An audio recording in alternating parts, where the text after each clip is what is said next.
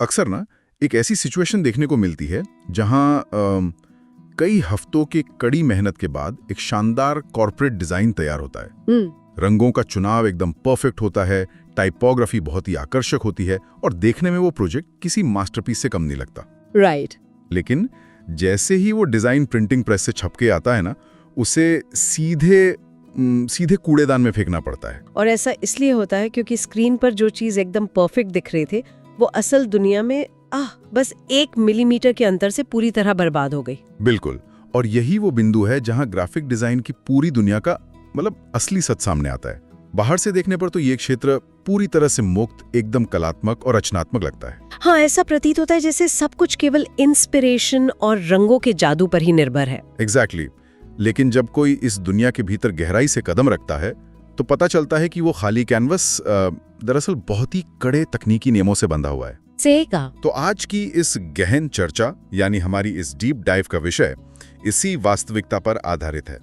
आज फोकस इस बात पर है कि नए डिजाइनरों के करियर की शुरुआत के लिए कौन सी मुख्य डिजाइन अवधारणाएं या कोर डिजाइन कॉन्सेप्ट्स सबसे ज्यादा जरूरी हैं। और इसके लिए आज का हमारा मुख्य स्रोत एक बहुत ही महत्वपूर्ण किताब की प्रस्तावना है। किताब का नाम है the graphic design reference plus specification book, everything graphic designers need to know every day. हाँ, और ये स्रोत अपने आप में एक पूरा तकनीकी संस्थान है। आज की इस चर्चा का मुख्य मिशन ये समझना है कि रचनात्मकता के साथ साथ तकनीकी विवरण जैसे डायग्राम, स्विचेस, टेम्पलेट और कन्वर्जन टेबल कितने महत्वपूर्ण होते हैं। बिल्कुल। और सबसे बड़ी बात, सही और सटीक जानकारी तक तुरंत पहुंच होना कैसे किसी भी प्रोजेक्ट में समय की बर्बादी को रोक सकता है। और एक औसत काम को एकदम पेशेवर स्तर तक ले जा सकता है। ये ना बहुत ही दिलचस्प विरोधाभास है, कला और तकनीक का ये संगम। हाँ, इसे समझना बहुत जरूरी है। अगर मैं एक मजेदार उपमा दूं तो बिना किसी तकनीकी रेफरेंस मैनुअल के डिजाइनिंग करना वैसा ही है जैसे कोई बहुत ही जटिल और शानदार पकवान बना रहा हो। ओके। सारा ध्यान उस डिश के स्वाद और खुशबू पर केंद्रित है, लेकिन बीच बीच में बार बार काम रोककर इंटरनेट पर यह खोजना पड़े कि 1 चम्मच में कितने ग्राम होते हैं या ओवन का तापमान फ़ारेनहाइट से सेल्सियस में कैसे बदलें। अरे हाँ, ऐसी स्थिति में वो खाना बनाने की लय पूरी तरह टूट जाती है। बिल्कुल टूट जाती है। रचनात्मक क्षेत्रों में इस लय को फ्लो स्टेट कहा जाता है। जब एक डिजाइनर किसी लेआउट या विजुअल कॉन्सेप्ट पर काम कर रहा होता है तो उसका दिमाग एक खास उच्च स्तरीय वैचारिक अवस्था में होता है। हाँ, एक जोन में होता है। हाँ, जोन में। लेकिन जैसे ही रुककर किसी तकनीकी विवरण की खोज करनी पड़ती है, वो मानसिक प्रभाव पूरी तरह खंडित हो जाता है। राइट। ध्यान देने वाली बात यह है कि रचनात्मकता एक सीमित मानसिक ऊर्जा है।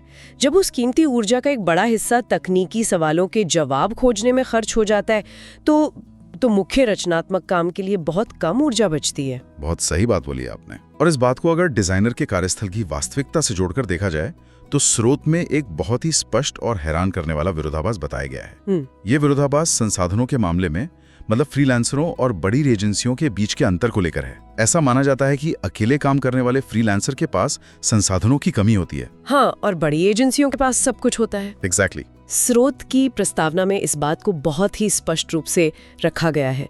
जो डिजाइनर स्वतंत्र रूप से यानी सोलो काम करते हैं, उनके सामने ये चुनौती होती है कि उनके पास कोई अपनी निजी और प्रमाणित लाइब्रेरी नहीं होती। इसलिए जब किसी तकनीकी जानकारी की आवश्यकता होती है तो वे वेब पर उस आवश्यक जानकारी को खोजने में अपना बहुत समय बर्बाद करते हैं। लेकिन यहाँ एक बड़ा सवाल उठता है। क्या? आज के इस डिजिटल युग में जब हर किसी की जेब में स्मार्टफोन है और दुनिया भर की जानकारी बस एक क्लिक दूर है, तो एक छपी हुई फिजिकल रेफरेंस बुक की क्या जरूरत है? अच्छा सवाल है। क्या किसी भी सर्च इंजन पर A4 पेपर का मानक साइज टाइप करना ज्यादा आसान नहीं है? ये पूरा कॉन्सेप्ट मुझे थोड़ा पुराना और आउटडेटेड सा लगता है। देखिए, पहली नजर में ये तर्क बहुत सही लग सकता है, लेकिन असली समस्या इंटरनेट की प्रकृति में छुपी है। अच्छा। हाँ, इंटरनेट पर सूचना का अभाव नहीं है, बल्कि वहाँ सूचना का अतिरेक या कह लीजिए इंफॉर्मेशन ओवरलोड है। जब कोई डिजाइनर सर्च इंजन पर कुछ खोजता है तो उसे एक सही जवाब के साथ 10 गलत या आउटडेटेड जवाब भी मिलते हैं। अलग अलग फोरम पर अलग अलग राय होती है। हाँ वो तो है, हर कोई अपना ज्ञान बांट रहा होता है। बिल्कुल। अब मान लीजिए किसी को प्रिंट के लिए ब्लीड मार्जिन का सही नाप चाहिए। वेब पर खोजने पर हो सकता है कि जो नाप मिले वो यूरोपियन मानकों के हिसाब से हो और प्रोजेक्ट अमेरिकी मानकों के लिए बन रहा हो। एग्जैक्टली और इस एक छोटी सी गलती की वजह से प्रिंटिंग मशीन डिजाइन के मुख्य हिस्सों को, जैसे कि किसी कंपनी के लोगो को ही बीच से काट सकती है। अरे बाप रे। हाँ, एक प्रमाणित रेफरेंस बुक इस तरह के जोखिम को पूरी तरह खत्म कर देती है, क्योंकि उसमें दी गई जानकारी जांची परखी और मानकीकृत होती है। तो इसका मतलब है कि इंटरनेट पर खोजना केवल समय की बर्बादी नहीं है, बल्कि ये प्रोजेक्ट को बहुत बड़े जोखिम में डालना भी है। बिल्कुल। लेकिन स्रोत में एजेंसियों के बारे में जो कहा गया वो भी कम चौंकाने वाला नहीं है। जो डिजाइनर बड़ी एजेंसियों या बड़े स्टूडियो में काम करते हैं, उनके पास संसाधनों की एक विशाल लाइब्रेरी होती है। हाँ, अलमारियां किताबों और मैनुअल से भरी होती हैं। फिर भी स्रोत का दावा है कि वह डिजाइनर भी जानकारी के उस भारी ढेर में अपनी जरूरत की चीजें ढूंढने में उतना ही समय नष्ट करते हैं। सही बात है। तो क्या वो विशाल लाइब्रेरी वास्तव में एक वरदान है, या ये एक बहुत बड़े अव्यवस्थित टूल बॉक्स की तरह है? अव्यवस्थित टूल बॉक्स। हाँ, एक ऐसा टूल बॉक्स जहां पता तो है कि सही पेंच कसने वाला टूल उसी के अंदर है, लेकिन उसे ढूंढने में सारा समय निकल जाता है। ये अव्यवस्थित टूल बॉक्स वाली बात स्थिति को बिल्कुल सही ढंग से दर्शाती है। बड़ी एजेंसियों में अक्सर जानकारी इतनी बिखरी हुई होती है कि सही डेटा खोजना एक अलग ही प्रोजेक्ट बन जाता है। एक डिजाइनर का मुख्य काम खोजना नहीं है, उसका काम डिजाइन करना है। जब बहुत अधिक जानकारी बिना किसी स्पष्ट वर्गीकरण के मौजूद होती है, तो वो मदद करने के बजाय एक बड़ी बाधा बन जाती है। राइट। और यहीं पर एक केंद्रीकृत और सुव्यवस्थित संसाधन की आवश्यकता महसूस होती है। और यही वो आवश्यकता है जो आज के मुख्य स्रोत यानी उस खास किताब के उद्देश्य की ओर ले जाती है। बिल्कुल। जब इंटरनेट का शोर और विशाल लाइब्रेरियों की अव्यवस्था दोनों ही समय की बर्बादी का कारण बन रही हैं, तो एक ऐसा समाधान चाहिए जो सीधा और स्पष्ट हो। और the graphic design reference plus specification book को ठीक इसी समस्या को सुलझाने के लिए डिजाइन किया गया है। प्रस्तावना में स्पष्ट रूप से बताया गया है कि यह कोई बहुत बड़ी सैद्धांतिक किताब नहीं है जो डिजाइन के इतिहास पर लंबे व्याख्यान देती हो। अच्छा। इसके बजाय यह एक बॉटम लाइन और नो फ्रिल्स मैनुअल के रूप में काम करती है। ये उन सवालों के सीधे जवाब देती है जो डिजाइनरों द्वारा काम के दौरान सबसे ज्यादा पूछे जाते हैं। बॉटम लाइन और नो फ्रिल्स, इन शब्दों का अपना एक अलग ही प्रभाव है। मतलब बॉटम लाइन का मतलब उबाऊ होना बिल्कुल नहीं है। इसे एक ऐसी चीट शीट के रूप में देखा जा सकता है जो अनावश्यक शोर को हटाकर सीधा काम की बात पर लाती है। सही कहा। जब कोई डिजाइनर किसी प्रोजेक्ट की सख्त डेडलाइन के दबाव में काम कर रहा होता है, तो उसे कोई लंबा निबंध नहीं पढ़ना होता है। उसे बस वो सटीक नंबर, सटीक पैमाना या सटीक रंग का कोड चाहिए होता है। एग्जैक्टली। और नो फ्रिल्स का सीधा अर्थ है कोई अतिरिक्त या फालतू बात नहीं, केवल वही जानकारी जो सीधे प्रोजेक्ट्स को पूरा करने में मदद करे। अगर एक उदाहरण लिया जाए तो कन्वर्जन टेबल का ही जिक्र किया जा सकता है। हाँ, वो तो बहुत जरूरी है। ग्राफिक डिजाइन अब एक वैश्विक पेशा बन चुका है। हो सकता है कि कोई डिजाइनर भारत में बैठकर किसी अमेरिकी क्लाइंट के लिए काम कर रहा हो। राइट। तो भारत में मिलीमीटर में काम करने की आदत होगी। हाँ, और क्लाइंट को सब कुछ इंच में चाहिए। एक नो फ्रिल्स मैनुअल में ये कन्वर्जन टेबल तुरंत उपलब्ध होती है, जिससे बिना किसी मानसिक गणित के सटीक काम किया जा सकता है। ये मानसिक ऊर्जा को बचाता है और ध्यान भटकने की समस्या को जड़ से खत्म कर देता है। बिल्कुल। मतलब बिना स्पष्ट तकनीकी रेफरेंस के डिजाइन करना वैसा ही है जैसे बिना जोनिंग नियमों या स्थानीय निर्माण कानूनों के एक खूबसूरत घर बनाना। हाँ, बहुत ही सटीक उदाहरण है। घर बाहर से बहुत शानदार दिख सकता है, उसकी वास्तुकला अद्भुत हो सकती है, लेकिन जब पता चलता है कि घर की नींव प्रॉपर्टी लाइन से 2 इंच बाहर निकल गई है, तो नगर पालिका आकर उस हिस्से को गिरा देती है। हाँ। और डिजाइन में भी अगर तकनीकी नींव यानी स्पेसिफिकेशंस गलत हैं, तो पूरा कलात्मक काम ढह जाता है। अब ये जानना बहुत दिलचस्प होगा कि आखिर ये बॉटम लाइन जानकारी असल में क्या है। एक डिजाइनर की रोजमर्रा की जरूरतें क्या होती हैं? स्रोत में कुछ बहुत ही विशिष्ट और व्यावहारिक उदाहरण दिए गए हैं जो इस पूरी चर्चा को और भी स्पष्ट करते हैं। सबसे पहला उदाहरण फॉन्ट्स और टाइपोग्राफी से जुड़ा है। टाइपोग्राफी तो किसी भी डिजाइन का सबसे महत्वपूर्ण हिस्सा होती है। स्रोत बताता है कि एक केंद्रीकृत संसाधन में टाइप सैंपल्स के एक विस्तृत लाइब्रेरी होनी चाहिए। राइट। जब किसी लेआउट के लिए सही फॉन्ट चुना जा रहा होता है, तो ये देखना बहुत जरूरी होता है कि अलग अलग टाइपफेस एक साथ कैसे दिखेंगे, उनके बीच का कंट्रास्ट कैसा होगा। और किसी विशिष्ट फॉन्ट की पहचान करना भी तो रोजमर्रा के काम का हिस्सा है ना? हाँ बिल्कुल।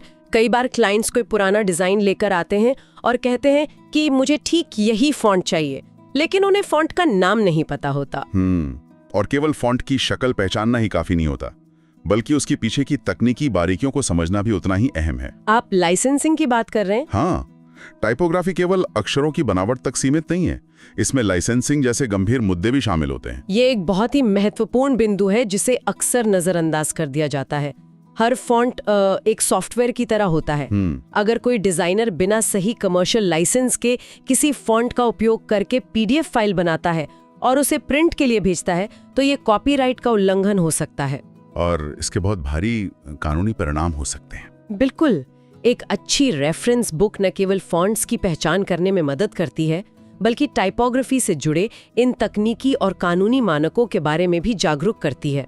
फॉन्ट और लेआउट के बाद स्रोत में एक और उदाहरण दिया गया है जिसे पढ़कर शुरुआत में मुझे थोड़ी हैरानी हुई थी। कौन सा उदाहरण? वो है किसी खास तरह के लिफाफे यानी एनवेलप के स्टाइल और सटीक आयाम चेक करना। पहली बार ये सोचने में अजीब लग सकता है कि एक रचनात्मक डिजाइनर को लिफाफे के साइज जैसी उबाऊ चीज की परवाह क्यों करनी चाहिए? क्या ये प्रिंटर या स्टेशनरी वाले का काम नहीं है? यही वो जगह है जहाँ क्या के बजाय क्यों को समझना जरूरी हो जाता है। अच्छा। हाँ, क्योंकि एक लिफाफे का आयाम केवल कागज का एक टुकड़ा नहीं है, यह एक पूरी व्यवस्था का हिस्सा है। जब वो डिजाइनर किसी कॉर्पोरेट क्लाइंट के लिए पूरा ब्रांडिंग पैकेज तैयार करता है जिसमें लेटर हेड, विजिटिंग कार्ड और लिफाफे शामिल होते हैं, तो उस लिफाफे को अंततः डाक व्यवस्था के माध्यम से गुजरना होता है। राइट, पोस्ट ऑफिस के थ्रू। और अगर लिफाफे के आयामों में केवल कुछ मिलीमीटर की भी गलती है तो इसका बहुत बड़ा असर हो सकता है। उदाहरण के लिए, बड़े कॉर्पोरेट कैंपेन्स में लिफाफों को छांटने के लिए डाक विभाग की स्वचालित मशीनों का उपयोग होता है। ऑटोमेटेड सॉर्टिंग मशीन है। हाँ, इन मशीनों में ऑप्टिकल कैरेक्टर रिकग्निशन यानी OCR तकनीक होती है। अगर डिजाइनर ने लिफाफे पर एड्रेस वाली पारदर्शी खिड़की को मानक जगह से थोड़ा सा भी ऊपर या नीचे कर दिया है, तो मशीन उस पते को पढ़ नहीं पाएगी। एग्जैक्टली। इसका मतलब है कि डिजाइनर की उस 1 मिलीमीटर की गलती के कारण मशीन उन सारे लिफाफों को रिजेक्ट कर देगी। बिल्कुल। फिर इन हजारों लिफाफों को मैनुअली छांटना पड़ेगा, जिसका अतिरिक्त खर्च आएगा, या फिर वे ग्राहकों तक पहुंचेंगे ही नहीं। लाखों रुपए का पूरा डायरेक्ट मेल कैंपेन केवल इसलिए बर्बाद हो सकता है क्योंकि डिजाइनर ने मानक आयामों को जांचने के लिए किसी रेफरेंस मैनुअल का उपयोग नहीं किया। एकदम सही पकड़ा आपने। एक गलत लिफाफे का साइज या मार्जिन में एक छोटी सी गलती एक बेहतरीन दिखने वाले डिजाइन को भी पूरी तरह से विफल बना सकती है।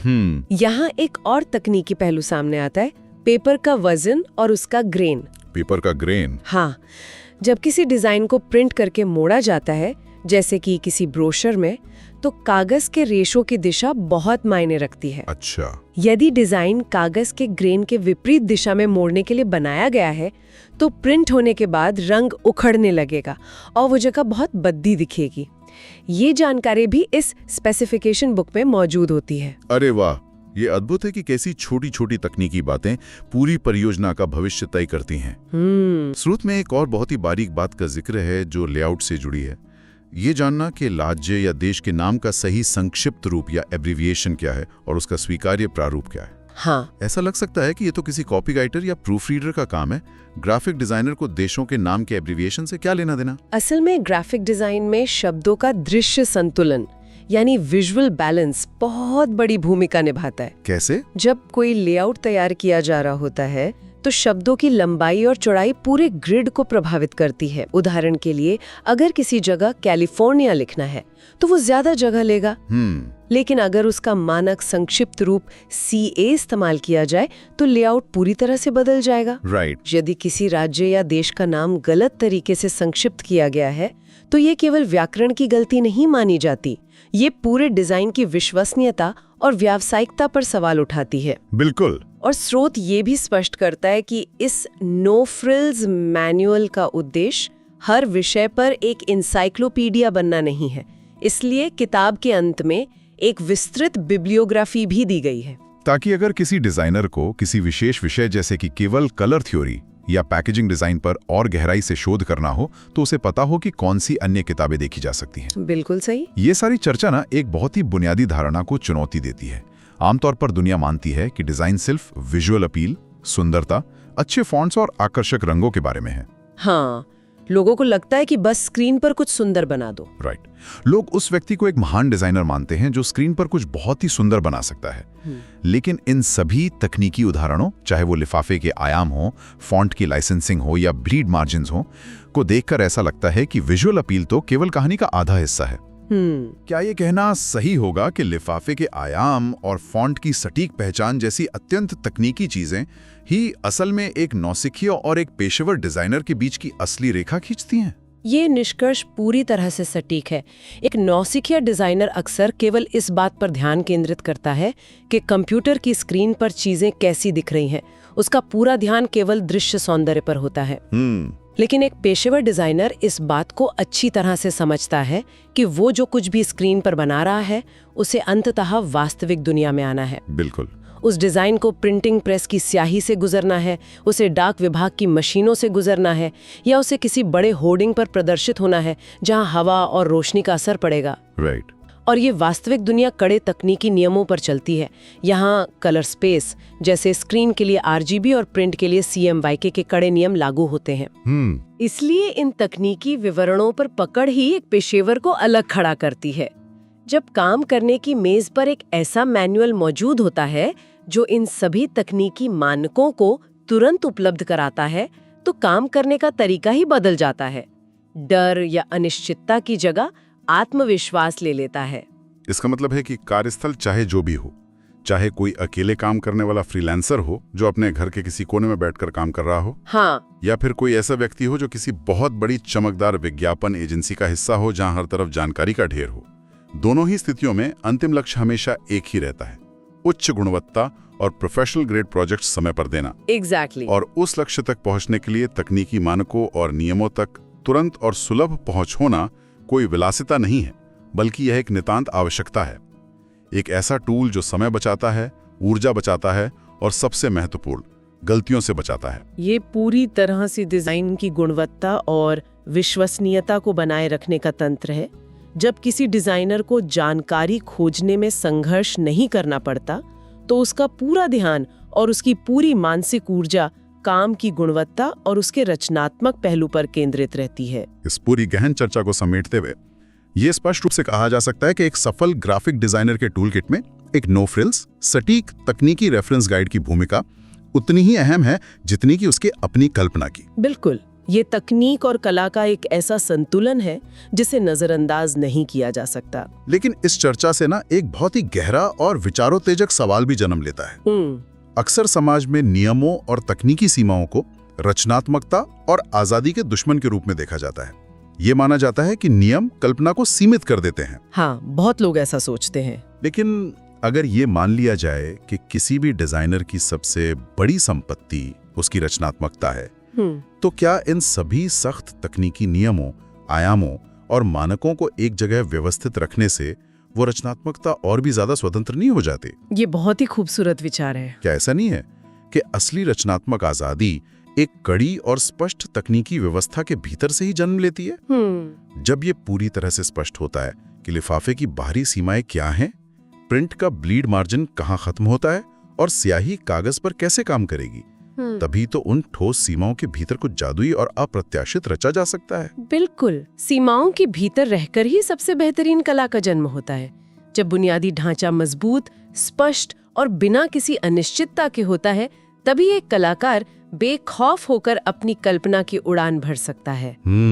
तकनीकी ज्ञान कोई बाधा नहीं है, बल्कि ये वो जमीन है जिस पर खड़े होकर रचनात्मकता आसमान छू सकती है। और इसी उड़ान को एक मजबूत जमीन देने के लिए आज की इस चर्चा के स्रोत का जिक्र एक बार फिर से करना आवश्यक है।